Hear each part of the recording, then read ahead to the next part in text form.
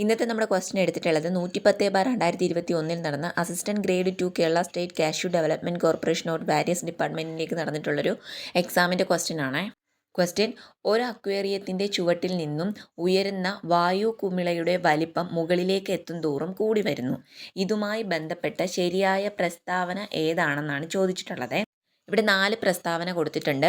Boil നിയമം മർദ്ദം കുറയുകയും വ്യാപ്തം കൂടുകയും ചെയ്യുന്നു. ബി ചാൾസ് നിയമം താപനില കൂടുകയും വ്യാപ്തം കൂടുകയും ചെയ്യുന്നു. സി ബോയിൽ നിയമം മർദ്ദം കൂടുകയും വ്യാപ്തം കൂടുകയും ചെയ്യുന്നു. ഡി ചാൾസ് നിയമം താപനില കുറയുകയും വ്യാപ്തം കുറയുകയും ചെയ്യുന്നു. ഇതിലേതാണ് കറക്റ്റ് ആയിട്ടുള്ളത്? ഓപ്ഷൻ എ ആണ് ശരിയായിട്ടുള്ള ഉത്തരമേ. ബോയിൽ നിയമം മർദ്ദം കുറയുകയും വ്യാപ്തം കൂടുകയും ചെയ്യുന്നതാണ്. ഇനി നമുക്ക് ബോയിൽ നിയമവും ചാൾസ് നിയമവും എന്താണെന്ന് നോക്കാം. ബോയിൽ നിയമം താപനില സ്ഥിരമായിരിക്കുമ്പോൾ ഒരു നിശ്ചിത മാസ് വാതകത്തിൻ്റെ വ്യാപ്തവും മർദ്ദവും വിപരീത അനുപാതത്തിലായിരിക്കും. മർദ്ദം പി എന്നും വ്യാപ്തം വി എന്നും സൂചിപ്പിച്ചാൽ പി ഇൻറ്റു വി ഒരു സ്ഥിരസംഖ്യയായിരിക്കും. ഇനി എന്താണ് ചാൾസ് നിയമം എന്ന് പറഞ്ഞാൽ? മർദ്ദം സ്ഥിരമായിരിക്കുമ്പോൾ ഒരു നിശ്ചിത മാസ് വാതകത്തിൻ്റെ വ്യാപ്തം കെൽവിൻ സ്കെയിലിലെ താപനിലയ്ക്ക് നേർ അനുപാതത്തിലായിരിക്കും. വ്യാപ്തം വി എന്നും താപനില ടി എന്നും സൂചിപ്പിച്ചാൽ v/t ഒരു സ്ഥിരസംഖ്യയായിരിക്കും.